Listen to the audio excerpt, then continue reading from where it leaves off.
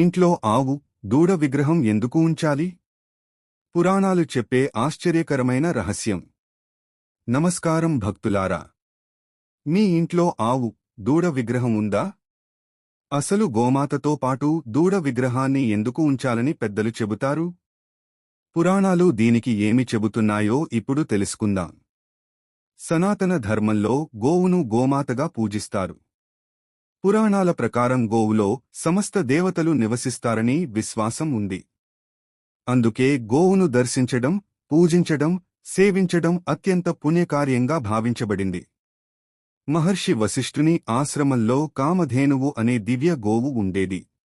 ఈ కామధేనువు కోరిన వరాలను ప్రసాదించే దివ్యశక్తి కలిగినదిగా పురాణాలు వర్ణిస్తాయి.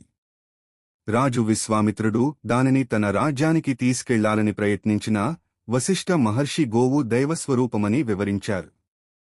ఈ కథ గోమాత గొప్పతనాన్ని తెలియజేస్తుంది. మరోవైపు శ్రీకృష్ణుడు గోవులను ఎంతో ప్రేమగా మేపి, సంరక్షించి గోపాలుడు, గోవిందుడు అనే పేర్లతో ప్రసిద్ధి పొందాడు. గోసేవకు హిందూ సంప్రదాయంలో ఎంతటి ప్రాధాన్యం ఉందో ఇది తెలియజేస్తుంది. ఆవు, దూడ విగ్రహం తల్లి ప్రేమకు, మాతృత్వానికి, కుటుంబ ఐక్యతకు ప్రతీకగా భావించబడుతుంది. దూడపై ఆవు చూపే ప్రేమ మన కుటుంబంలోనూ ప్రేమ, అనురాగం, పరస్పర గౌరవం ఉండాలని గుర్తుచేస్తుంది. అయితే ఒక విషయం గుర్తుంచుకోవాలి. ఇంట్లో ఆవు, దూడ విగ్రహం ఉంచితే తప్పనిసరిగా ధనం లేదా సంతానం లభిస్తుందని పురాణాల్లో స్పష్టమైన వాక్యం లేదు.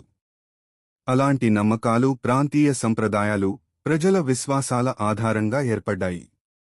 కానీ గోమాతను గౌరవించడం, గోసేవ చేయడం, ధర్మాన్ని ఆచరించడం అత్యంత శ్రేష్టమని పురాణాలు బోధిస్తున్నాయి. కాబట్టి ఇంట్లో ఆవు, దూడ విగ్రహాన్ని ఉంచడం అంటే కేవలం ఒక అలంకరణ కాదు. అది గోమాత పట్ల భక్తికి, కుటుంబ ప్రేమకు, ధర్మబద్ధమైన జీవనానికి ఒక పవిత్రమైన చిహ్నం. ఈ వీడియో మీకు నచ్చితే లైక్ చేయండి, మీ కుటుంబ సభ్యులతో పంచుకోండి.